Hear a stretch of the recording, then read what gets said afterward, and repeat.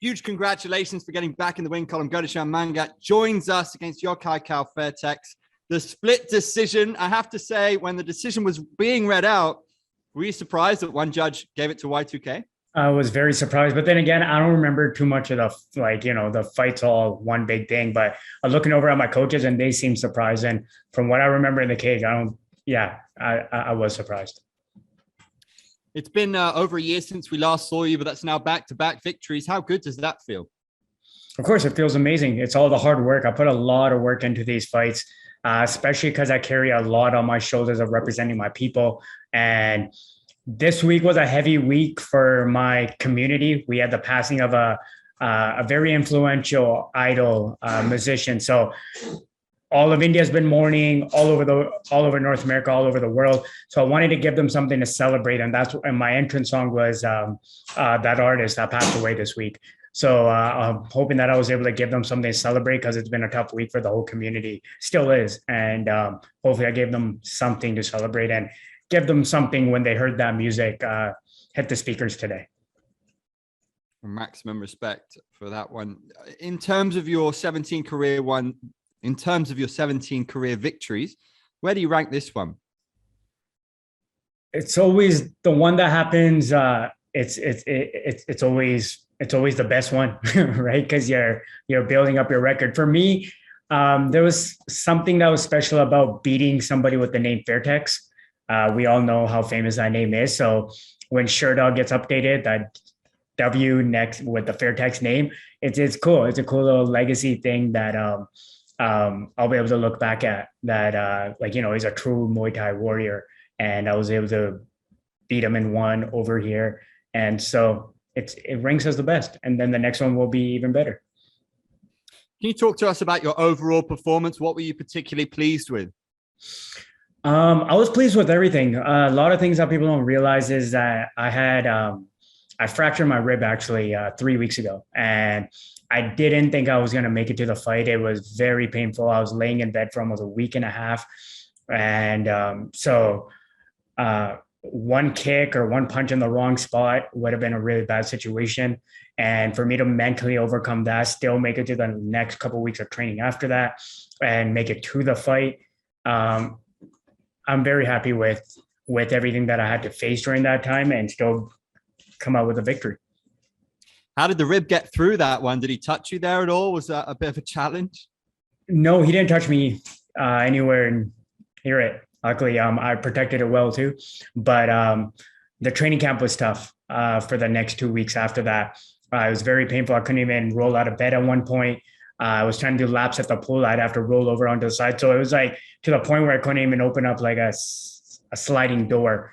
That's how bad it was at one point, to know that I was going to go into a mixed martial arts fight and I can't even open up a door for a week. It was a mentally tough thing to overcome, but I'm still going to do it. It's weird. Every fight that I've had with one, I've had some sort of challenge. My debut, I had food poisoning.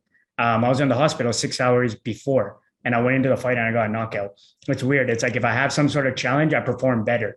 So if I don't have some sort of adversity that I had to overcome, I don't perform as well. Well, we've seen the pandemic, we've seen injury, but now, like I said before, it's 2 wins in a row. Do you feel revitalized? And how do you feel in terms of your trajectory right now in your career? My trajectory is that I'm focused. I want the gold. I think there was a point where I came to a point in this camp where I had to realize that the only person standing in my way of reaching the top was myself. And I had to move that person out of my way. It was like not to be scared of the success that I could reach, that I could be holding the belt, that I will be holding the belt, and to move that person to the side and be like, it's okay. It's okay to dream that big.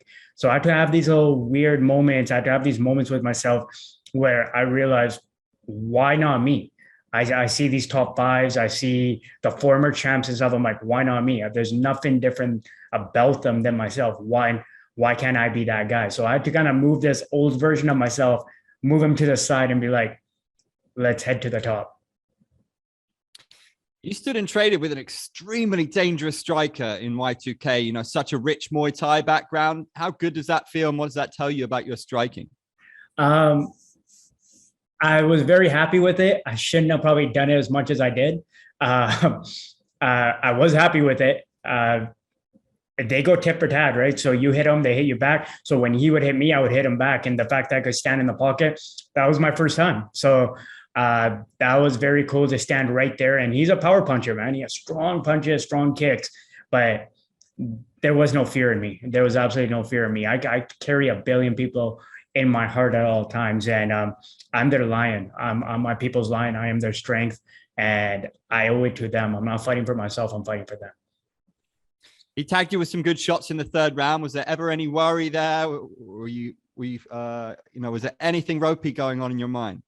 I think there was a cross that he hit me with or something. I think it was in the third round. I wasn't worried, but that was probably the hardest I've been hit in a long time. But I'm one of those people that I think I got a takedown right after that or something. I still got to watch the fight. But that goes to show I don't retreat. I don't retreat. I come forward. And that's just in my DNA. That's my instinct. I don't retreat. I don't run backwards. I will come forward. You hit me hard, I'm going to come back twice as hard. You've never been stung by a dodgy split decision in your career before, but we've seen it happen in MMA time and time again. Yeah. So when it's in the judge's hands, were you ever worried that? Yeah. I was scared. I'm like, oh man, they're gonna take that two that he caught me with where he wobbled me a bit and they're gonna steal this fight from me. And that can happen, right? So you don't know. So that was and that's where I was playing the fight in my head in those quick seconds. I'm like, did something more happen that I don't remember? But I'm glad they got it right. You fought some very top ranked guys in the past, like Reese McLaren. Where do you see yourself in terms of the top 5 at the moment? How far off are you? I think I'm there. The things that I want, the thing is, the reason that Jay Haye's been calling me out and I've been calling him out is because this fight's been scheduled almost 2-3 times now.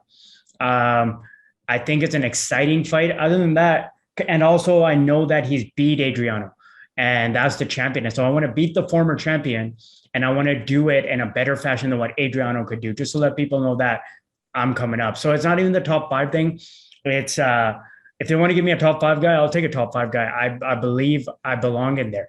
With the Reese fight, it was one of those things where, like I said, I had that moment in this camp where I'm like, I deserve to be in those spots. I think when I fought Reese at that time, I was overwhelmed by who he was. I had seen him fight one weight class above me. I've seen him go through it. So it was almost kind of like a Matt Hughes, George St. Pierre situation almost. I gave him too much respect.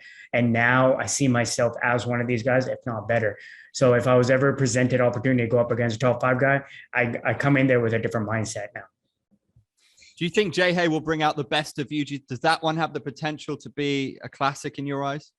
I think it does. I think that's why me and him are so interested. For me personally, it's a great contest because it's Philippines versus India, and I've fought the Filipinos before, and it's always been a great, respectful rivalry. Another thing for myself personally is Kyle Reyes, my teammate who passed away. He helped me almost 2 to 3 times back to back getting ready for that fight, but those fights never happened. So for myself, I kind of hold that. It's nothing against my opponent. It's just something personal I hold in my heart that we prepared day in and day out, 3 times a day for almost 2 years. And now he's passed away, but I still want to complete it. And I was talking to Kyle right before I walked out today. I could feel him. I could feel his spirit. And I always do. And today was the first time I wore his shirt and it was covered in blood after. And I'm like, I think this is the only way he would want this shirt to be. It was a clean shirt that was full of blood after. He wouldn't want that shirt to be clean. Well, you mentioned the Reese McLaren fight there. I wonder if that's a rematch that appeals to you. That would get you back in the top 5, like the Jay Haye fight. Is that something that you look forward to in the future? In the future, for sure. But I definitely want to do the Jay Haye fight first. I think we both do. I've been seeing him posting articles, or not him. I've been seeing media post articles. And now they've been running with that. I wanted to. I think maybe fall or closer to winter time, we do that. And it'd be quite an exciting fight. It's great to see you back in there. Another victory for you. Massive congratulations. Good Thank you. To see you. Thank you.